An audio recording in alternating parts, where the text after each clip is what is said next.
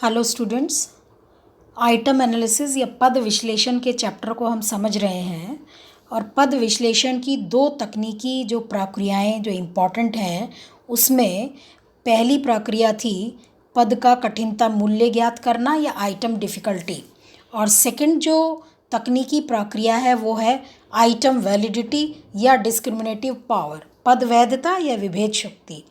तो item difficulty को हम पिछले वीडियो में समझ चुके हैं। अब हम लेंगे आइटम वैलिडिटी या डिस्क्रिमिनेटिव पावर, पद वैधता या विभेद शक्ति। तो विभेदन शक्ति या विभेदन मूल्य को पद वैधता भी कहते हैं। पद विभेदन या विभेदन शक्ति का अर्थ है कि एक प्रश्न अच्छे और कमज़ोर छात्र में किस सीमा तक अंतर करता है या किस सीमा तक उनमें विभेद करता है या डिफरेंस करता है। तो पद वैधता की गणना से ज्ञात होता है कि एक प्रश्न किस सीमा तक एक अच्छे छात्र और कमज़ोर छात्र में विभेद कर रहा है।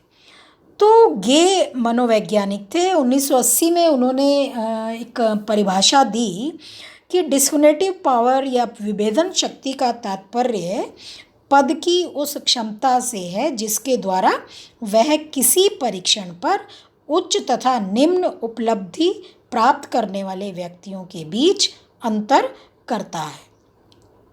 तो पद वैधता की गणना की बहुत सारी विधियां हैं। उनमें से कुछ प्रचलित विधि हैं जिनका हम वर्णन करेंगे। तो फर्स्ट जो विधि है वो है जॉनसन की विभेद सूचकांक विधि। तो इस विधि में या इस विधि के द्वारा आइटम वैलिडिटी ज्ञात करना बहुत ही आसान है।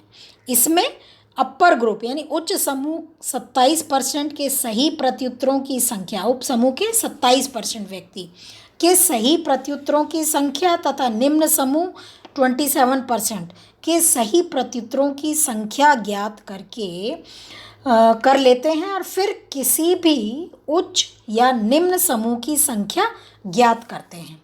उच्च तथा निम्न समूह में चूंकि 27% छात्र हैं, इसलिए दोनों समूह में छात्रों की संख्या बराबर होती है। तो जॉनसन ने आइटम वैलिडिटी ज्ञात करने का सूत्र दिया जो इस प्रकार है: DI is equal to RU minus RL upon E। तो DI का मतलब है डिस्क्रिमिनेटिव इंडेक्स यानी विभेद सूचकांक, RU उच्च समूह की सही प्रत्युत्तर संख्या, RL निम्न समूह की सही प्रत्युत्तर संख्या और E प्रत्येक समूह में छात्रों की संख्या। तो फॉर एग्जाम्पल 200 छात्र हैं, उनमें से उच्च समूह के 49 छात्रों ने तथा निम्न समूह के 22 छात्रों ने परीक्षण के किसी पद या प्रश्न के सही उत्तर दिए हैं। तो जॉनसन की विधि द्वारा DI की जो हम गणना करेंगे तो हम इस सूत्र में यदि हम रखें तो DI is equal to 49, RU कितना है 49, तो DI इज इक्वल टू 49 और RL RU 49 RL 22 upon E means प्रत्येक समूह में छात्रों की संख्या। तो दो समूह हैं, दोनों छात्रों की टोटल संख्या 27 54। तो जब हम इसको सॉल्व करेंगे तो ये हमारी वैल्यू आएगी 0.5, यानी DI का जो मूल्य है वो है 0.5। तो इस विधि में DI का मान 0.0 से 1 तक प्राप्त होता है।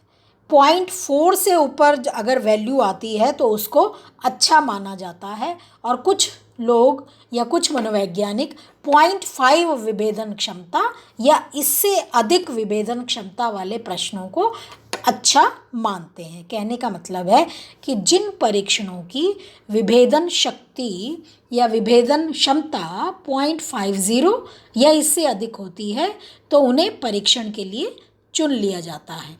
और कभी कभी यदि आवश्यकता होती है तो उन प्रश्नों को भी चुन लिया जाता है जिनकी विभेदन क्षमता या शक्ति 0.30 या इससे अधिक होती है। ऐसा कभी भी नहीं होता उन प्रश्नों को चुन लिया जाए जिनकी विभेदन क्षमता 0.30 से कम हो। तो DI का कितना मान हो तब उसे परीक्षण के लिए चुना जाए। इस विषय में अलग अलग वैज्ञानिकों ने अलग अलग मत दिए। उच्च विभेदन क्षमता वाले परीक्षणों को ही परीक्षण में सम्मिलित किया जाता है। जनरली हम ये देखते हैं कि जिन परीक्षणों की विभेदन क्षमता उच्च होती है हम उन्हें ही परीक्षण में सम्मिलित करते हैं। अब 0.40 या इससे अधिक DI को नॉर्मल समझा जाता है, सामान्य समझा जाता है। गैरेट मनोवैज्ञानिक थे, उन्होंने भी अपनी बुक में लिखा है कि 0.20 या इससे अधिक DI का मान अगर है तो ऐसे पद जो हैं संतोषजनक कहे जाते हैं, लेकिन इससे कम वैधता गुणांक वाले पदों में संशोधन करने की आवश्यकता होती है। तो इस तरह से जॉनसन की जो डिस्क्रिमिनेटिव इंडेक्स है, विभेद सूचकांक विधि है, इसके माध्यम से भी हम जो है आइटम एनालिसिस करते हैं और पदों का विभेद मूल्य ज्ञात करते हैं। और यदि विभेद मूल्य 0.40 से कम है तो हम ऐसे प्रश्नों को, ऐसे पदों को परीक्षण में शामिल नहीं करते हैं। सेकंड जो विधि है, सेकंड जो मेथड है वो है द्विपांक्तिक सहसंबंध विधि या बाइसीरियल कोरिलेशन मेथड। तो बच्चों, बाइसीरियल कोरिलेशन मेथड जो है वो हमने स्टैटिस्टिक्स में सेकेंड ईयर में इसको डिटेल में पढ़ा था। तो पद विश्लेषण की प्रक्रिया में DI की गणना करने के लिए, यानी विभेद इंडेक्स सूचकांक को जानने के लिए, उसकी गणना के लिए बाइसीरियल कोरिलेशन विधि को भी सामाजिक विधि माना गया है। और बाइसीरियल कोरिलेशन विधि द्वारा आइटम वैलिडिटी ज्ञात करना एक लंबी जटिल प्रक्रिया है और इस विधि द्वारा पद वैधता ज्ञात करने में पद की आंतरिक संगति यानी इंटरनल कंसिस्टेंसी ज्ञात करते हैं। यानी कि परीक्षण में जो आइटम है, प्रत्येक आइटम या प्रत्येक प्रश्न का हम विभेद मूल्य ज्ञात करते हैं या उसकी जो है प्रत्येक प्रश्न की हम कोरिलेशन ज्ञात करते हैं। और इस विधि की जटिलता को देखते हुए प्रोडक्ट मूवमेंट कोरिलेशन विधि का भी वैज्ञानिक जो है या मनोवैज्ञानिक उपयोग करने लगे हैं। इस विधि में DI की गणना करते समय परीक्षण के प्रत्येक पद पर प्राप्तांक का संपूर्ण परीक्षण के प्राप्तांकों से, यानी कि जितने प्रश्न हैं उनमें प्रत्येक प्रश्न पर जो प्राप्तांक है उसका संपूर्ण परीक्षण के प्राप्तांक से और विभिन्न उप परीक्षणों के प्राप्तांक से बाइसीरियल कोरिलेशन ज्ञात करते हैं। तो प्रत्येक प्रश्न का संपूर्ण परीक्षण के प्राप्तांक से या उसके जो उप परीक्षण है उनके प्राप्तांक से बाइसीरियल कोरिलेशन निकालते हैं। तो इस तरह से प्रत्येक पद का जो है यहाँ पर टेस्ट होता है या उसकी एक परीक्षा होती है। तो परीक्षण के विभिन्न उपभागों के बीच भी बाइसीरियल कोरिलेशन की गणना की जाती है। यानी परीक्षण के अगर अलग अलग उपभाग हैं तो ऐसे में या उस स्थिति में भी द्विपांक्तिक सहसंबंध विधि की गणना की जाती है। और इस तरह से संपूर्ण परीक्षण यानी टोटल जो हमारा टेस्ट है तथा उसके विभिन्न उप परीक्षणों में कंसिस्टेंसी को भी जांचा जाता है या उसकी जो संगति है उसका भी पता लगाया जाता है। तो इस तरह से बाइसीरियल कोरिलेशन विधि द्वारा पद वैधता या आइटम वैलिडिटी ज्ञात करने के लिए सबसे पहले परीक्षण के स्कोर्स को, जो परीक्षण के स्कोर्स हैं उनको निम्न से उच्च की ओर रखकर व्यवस्थित करते हैं और प्राप्तांकों को या स्कोर्स को उच्च से निम्न की ओर रखकर भी व्यवस्थित किया जा सकता है। इसके बाद 27% ऊपर के छात्रों को और 27% नीचे के छात्रों को छांट लिया जाता है और बीच में 46% छात्रों को अलग कर दिया जाता है। क्यों? क्योंकि आइटम वैलिडिटी की गणना में या पद वैधता की गणना में इन छात्रों के प्राप्तांकों का कोई महत्व नहीं होता। तो उच्च तथा निम्न समूह में एक पद या प्रश्न का सही उत्तर देने वालों की संख्या हम ज्ञात कर लेते हैं और इसके बाद संख्याओं को प्रतिशत और अनुपात में बदल दिया जाता है। प्रतिशत और अनुपात में बदलने के लिए फ्लैनेगन की बाइसीरियल जो सारणी है उसको हम देखते हैं।